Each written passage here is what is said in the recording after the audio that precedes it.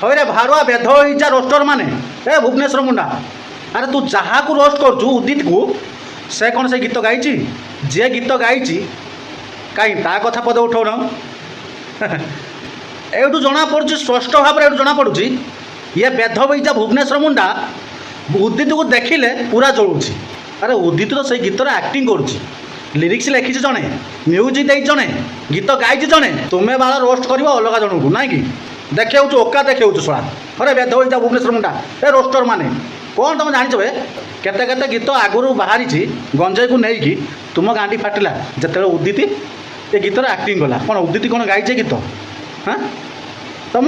ଗାଣ୍ଡି ଆଡ଼ୁ କ'ଣ ପାଇଁ ଚଳୁଛି ୟାର ଫେରେ ବେଦ ହୋଇଯା ରୋଷ୍ଟର ମାନେ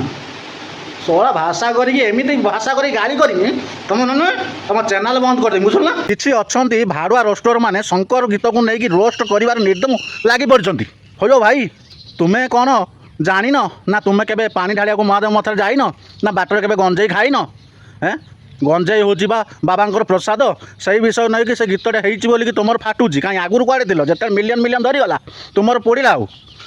ତୁମେ ବହୁତ ଦେଖାଇ ହେଉଛ ପ୍ରଥମେ ଭୁବନେଶ୍ୱର ମୁଣ୍ଡା ତାପରେ ଚଲେଇଛ ସବୁ ଆଉ ଶଙ୍କର ଶଙ୍କର ଗୀତ ନେଇକି ବହୁତ ରୋଷ୍ଟ କରୁଛ ତୁମର ଯଦି କାଢ଼ୁ ଅଛି ସେମିତି ଗୋଟେ ଗୀତ କରି ଦେଖନି ଦେଖିଆ ଆରେ ତୁମେ ତ କରିବନି ଅନ୍ୟମାନଙ୍କୁ କିଛି କରିବାକୁ ଦେବନି ଏଇସବୁ ନୀତି ତୁମମାନଙ୍କର। ଭାଇ ଆମ ପାଖରେ ଗୋଟେ ବହୁତ ବଢ଼ିଆ ଗୀତ ଅଛି ଯଦି ତୁମେ ଆଦେଶ ଦେବ ତାହେଲେ ଆମେ ଆଗେଇବା କ'ଣ କହୁଛ? ଆରେ ଟ୍ୟାଲେଣ୍ଟେଡ୍ ଆଉ ଅନଟ୍ୟାଲେଣ୍ଟେଡ୍ ଏକାଠି ହେଇଛନ୍ତି ତାମାନେ କିଛି ଗୋଟେ ଧମାଲ ଭାବିଥିବେ ଆଦେଶ ଦେବାର କ'ଣ ଅଛି ଆଗେଇ ଚାଲ ଶଙ୍କର ଶଙ୍କର।